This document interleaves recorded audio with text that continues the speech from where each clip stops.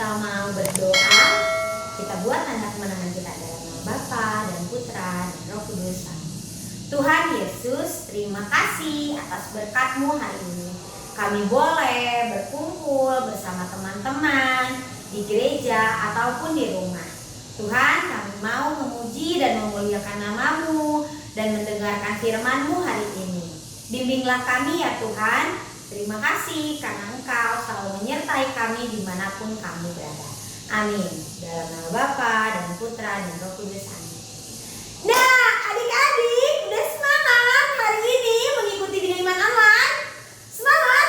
Good job. Kalau udah semangat, yuk kita mau ujian dulu sebelum kita mau baca Alkitab hari ini. Ya, kita mau nyanyi lagu Yesus Sahabatku.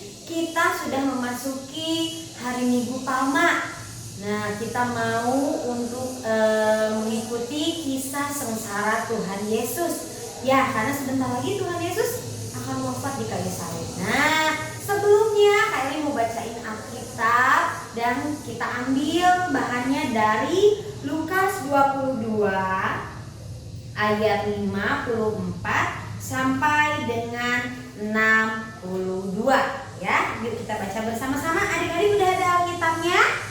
Sudah? Good job. Anak hebat ya. Kalau mau bina iman siapin Alkitabnya ya.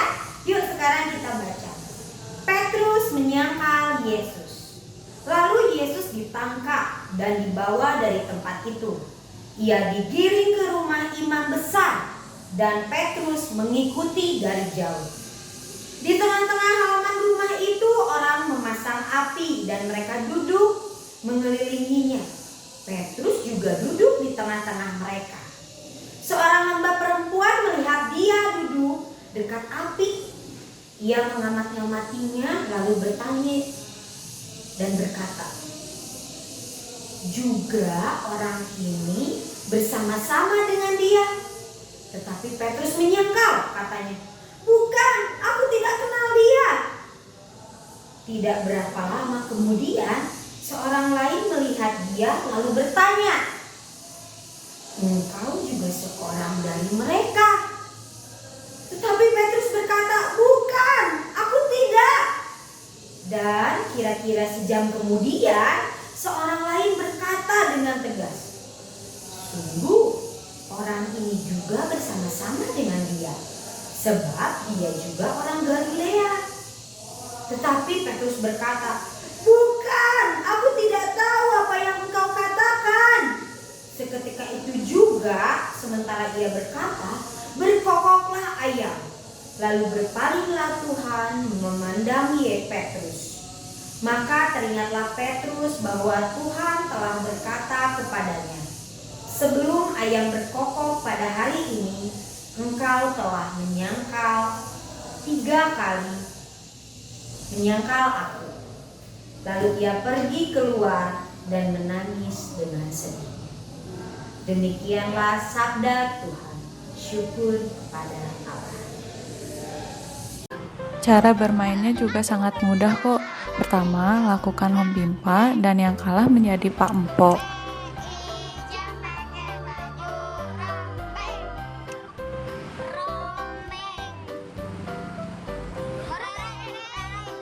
Pak Empok adalah pemain yang akan berbaring telungkup di tengah, dan pemain yang lain duduk melingkari Pak Empok sambil menaruh telapak tangan yang menghadap ke atas di punggung Pak Empok.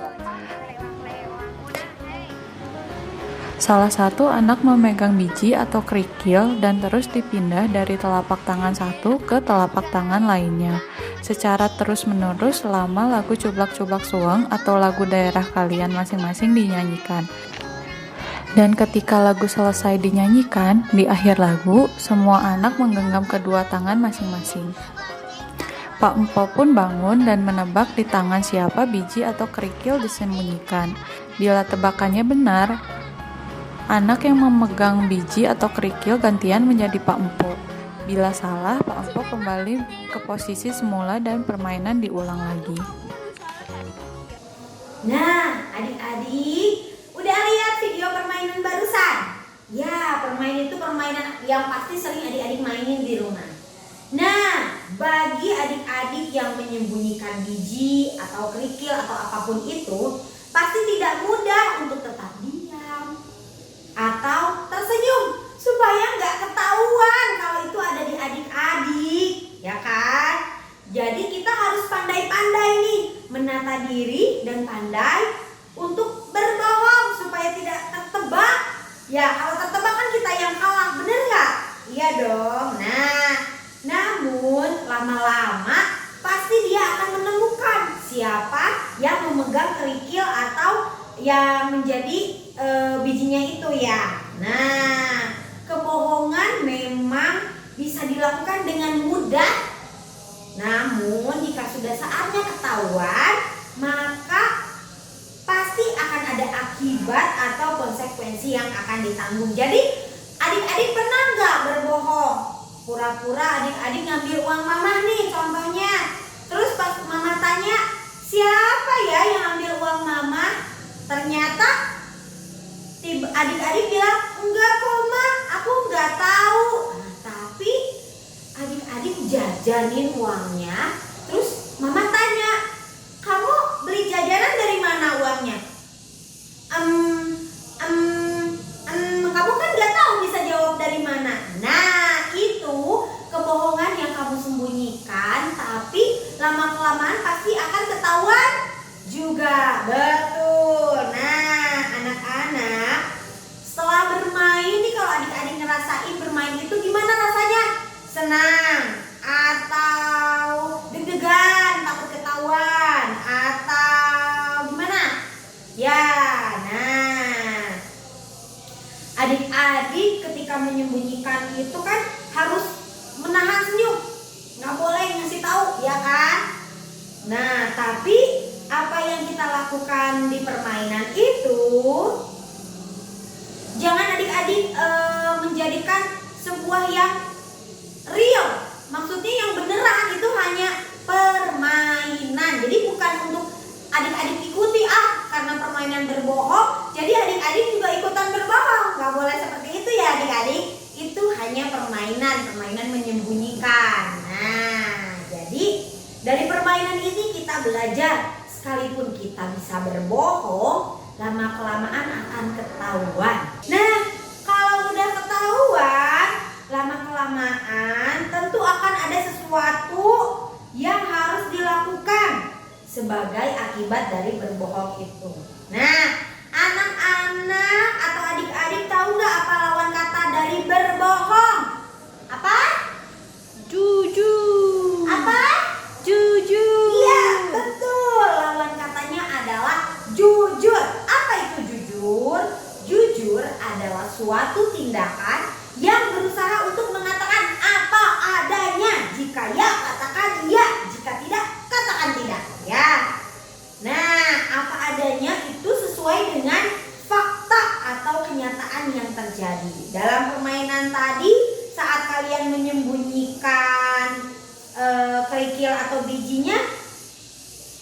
Kira-kira mana yang kalian pilih? Berbohong atau jujur?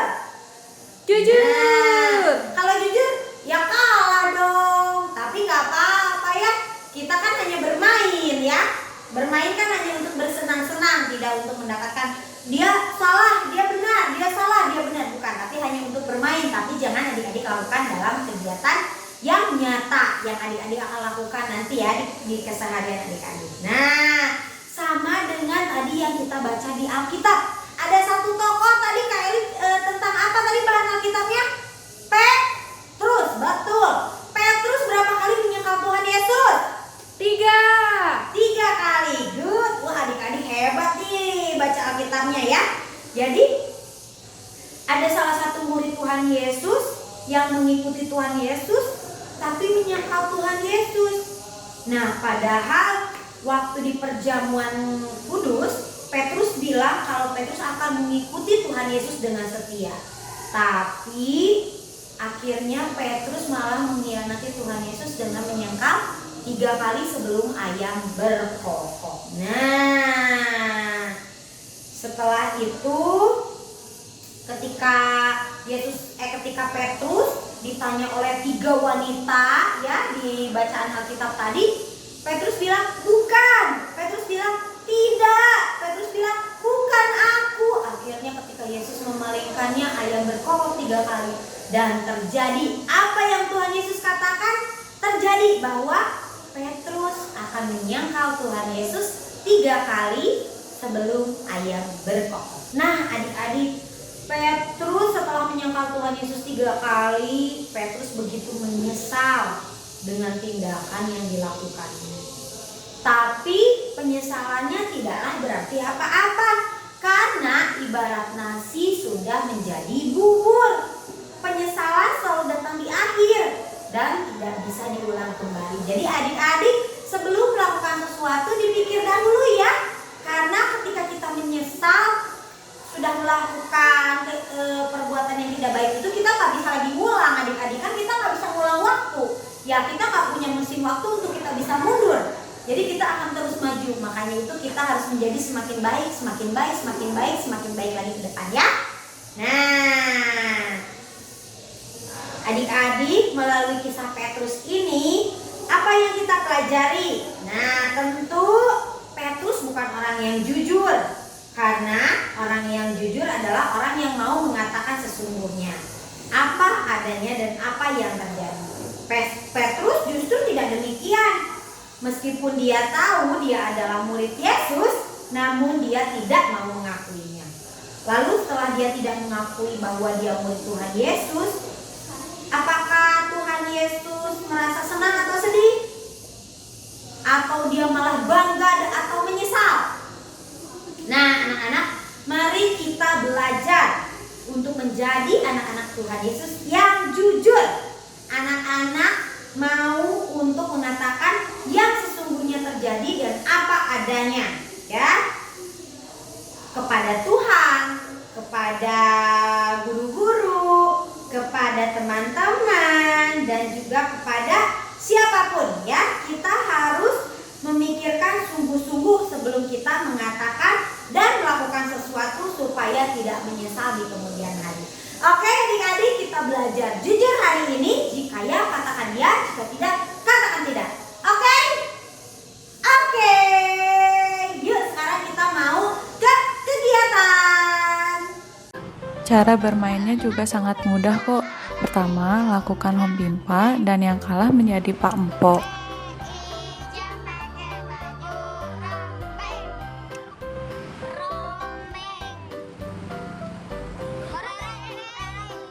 Pak Empo adalah pemain yang akan berbaring telungkup di tengah, dan pemain yang lain duduk melingkari Pak Empo sambil menaruh telapak tangan yang menghadap ke atas di punggung Pak Empo.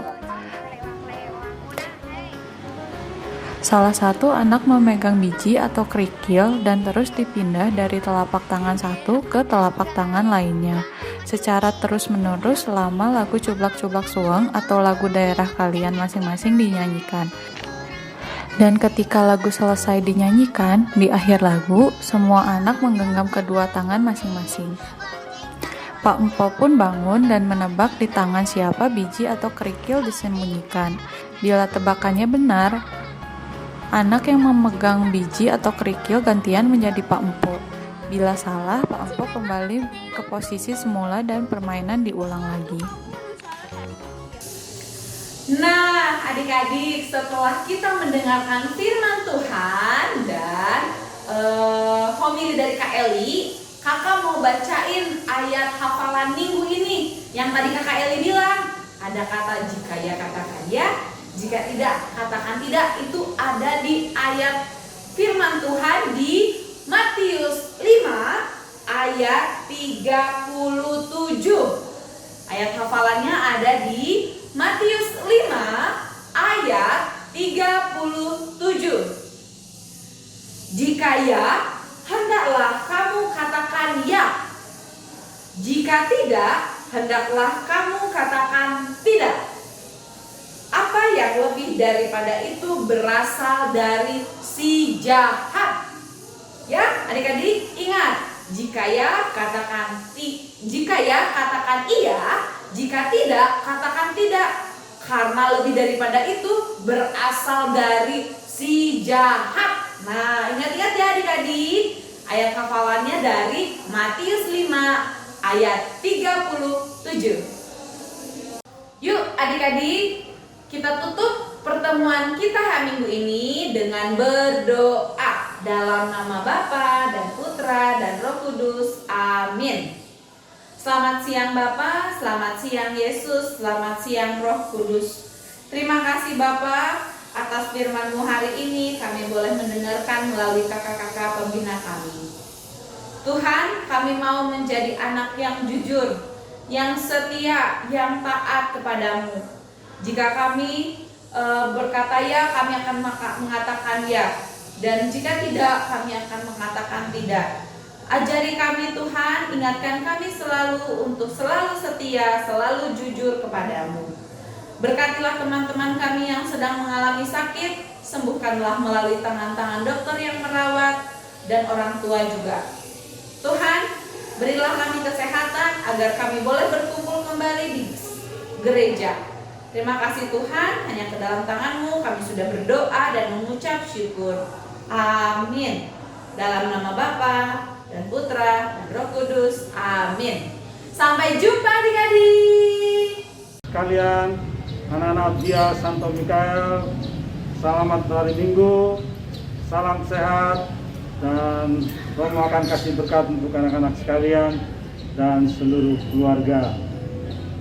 Tuhan sertamu Dan sertamu juga.